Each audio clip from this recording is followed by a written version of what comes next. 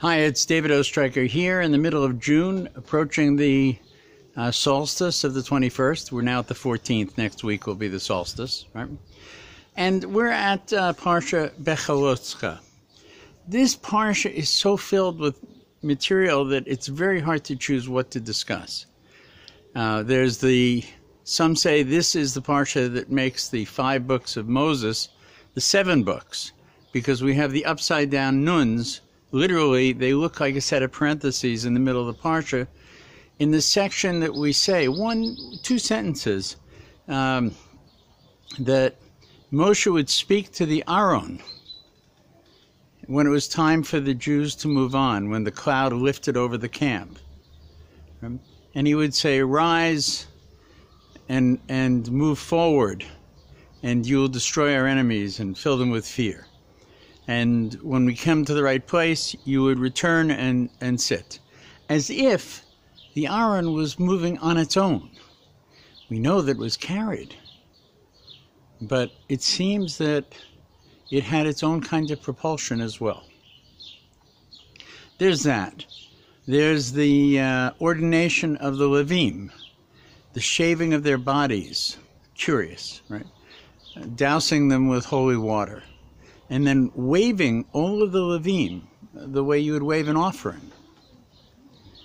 The list goes on and on and on.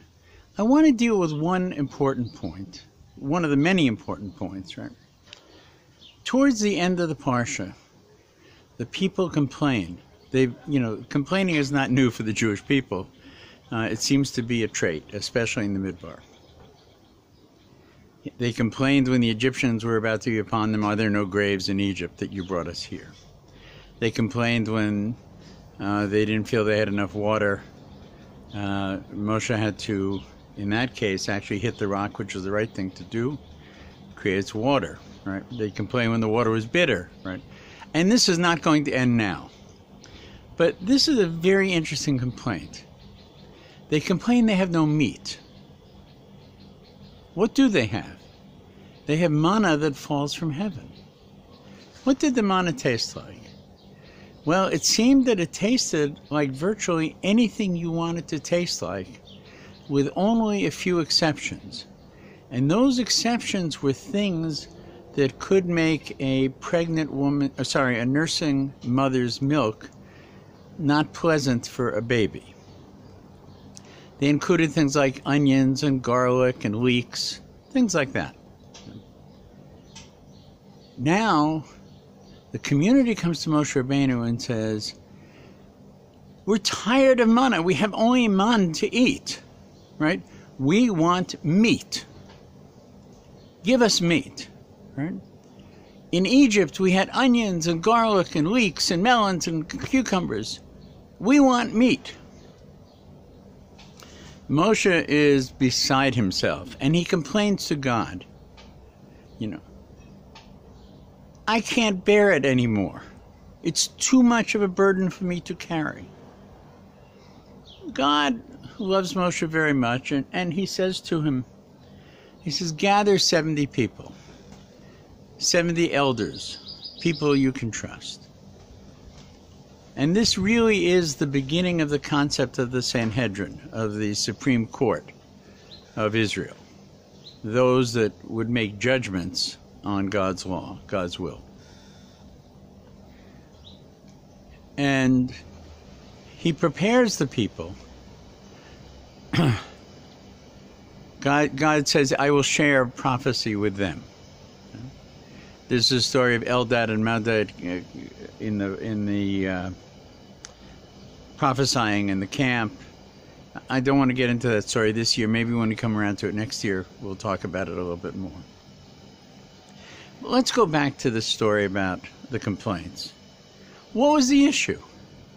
If they wanted meat, then all they had to do was look at the man and say, "I want it to taste like prime rib." And it would taste like prime rib. Yummy! I mean, if you're a meat eater, right? So what was it about?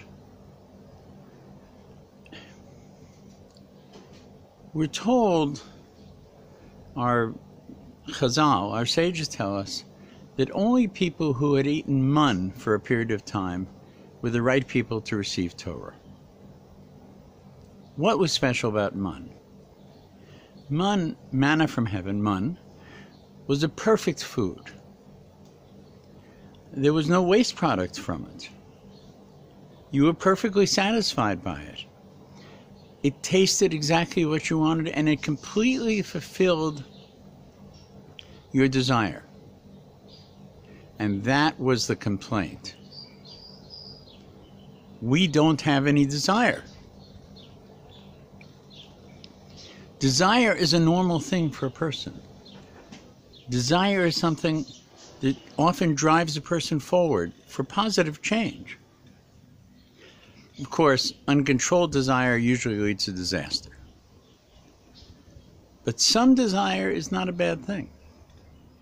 And they were saying the mun has satisfied us completely and taken away our desire. We want desire. Now, what in this world has desire?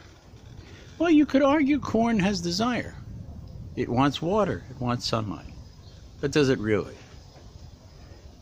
But there's no question that meat comes from a source of desire, a source to procreate, a source to satisfy itself, right? And so by eating the meat, the Jews in the desert, the Israelites, would come back to a sense of desire. And this was the thing that was missing in the desert. It's a peculiar thing. You know, people say, well, what did God create on the seventh day?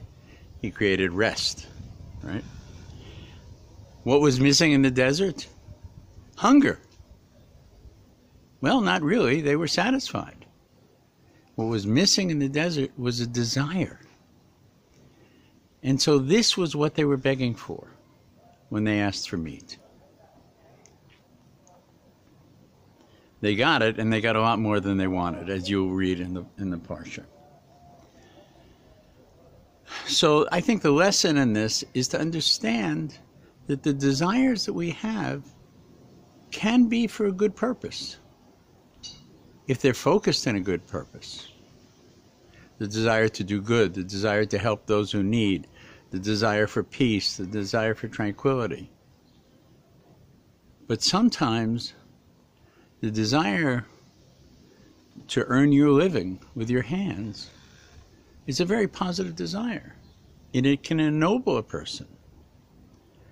The desire to draw closer to God, a very positive thing. So how we use desire is critical.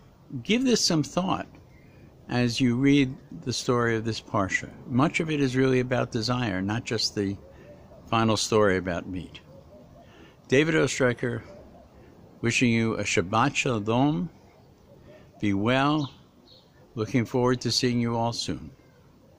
Shabbat Shalom from Karmiel.